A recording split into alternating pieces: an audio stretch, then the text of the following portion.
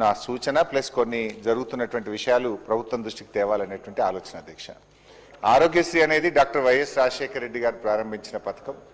మరి మా ప్రభుత్వం వచ్చిన తర్వాత కూడా ఇది ఒక మంచి కార్యక్రమం అని చెప్పి ఈ ఆరోగ్యశ్రీని 2 లక్షల రూపాయల నుంచి ఆ రోజు 5 లక్షల రూపాయలకు పెంచి ఈ పథకాన్ని బీఆర్ఎస్ ప్రభుత్వం కొనసాగించింది అధ్యక్ష.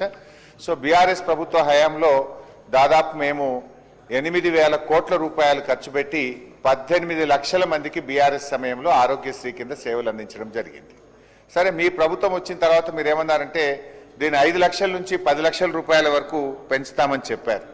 కానీ ఇలా మంత్రి గారు ఇచ్చిన సమాధానంతో మనకు చాలా స్పష్టంగా ఏమర్థమవుతుందంటే అధ్యక్ష, ఈ 5 లక్షల నుంచి 10 లక్షల రూపాయలకు పెంచడం వల్ల ఈ ప్రభుత్వం వచ్చిన 2.5 సంవత్సరాల్లో ఎంతమంది లబ్ధి పొందారంటే కేవలం 496 మంది మాత్రమే లబ్ధి పొందారు ఈ 2.5 ఇయర్స్లో.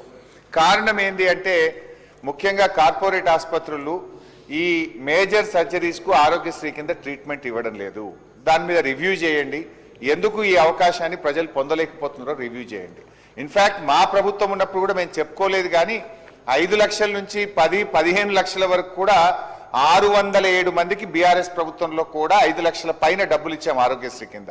607 పీపుల్ వేరియస్ సర్జరీస్కు ఆరోగ్యశ్రీ కింద అప్ టు 10 లక్షల వరకు కూడా బీఆర్ఎస్ ప్రభుత్వం కూడా ఇచ్చింది. కానీ మీరు ఇచ్చింది 496 మాత్రమే. కాకపోతే మేము చెప్పుకోలేదు, మీరు చెప్పుకున్నారు. అయితే అధ్యక్ష, బట్ నేను గవర్నమెంట్తో కోరేది, ముఖ్యమంత్రి గారు ఆరోగ్య మంత్రి గారు పదే ఏం చెప్తున్నారంటే మేము గ్రీన్ ఛానల్లో ఆరోగ్యశ్రీకి నిధులు విడుదల చేస్తున్నామన్నారు. మీరు 5 లక్షల నుంచి 10 లక్షలు చేస్తే మరి బడ్జెట్ పెరగాలి, ఖర్చు పెరగాలి.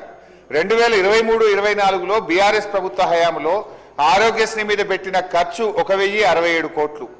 కాంగ్రెస్ ప్రభుత్వం వచ్చిన తర్వాత 2024-25లో ఆరోగ్యశ్రీ మీద మీరు పెట్టిన ఖర్చు 971 కోట్లు.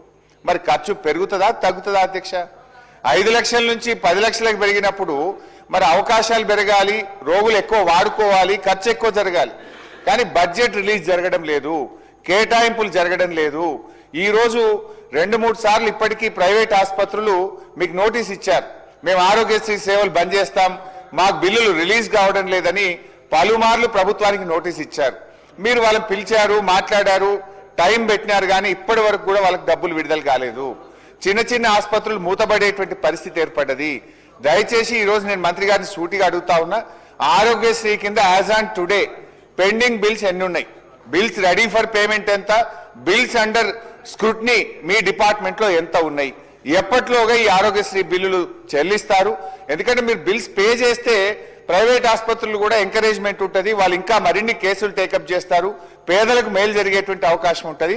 ఇటు ప్రభుత్వ ఆసుపత్రులకు ఇటు ప్రైవేట్ ఆసుపత్రులకు కూడా ఆరోగ్యశ్రీ బిల్లులు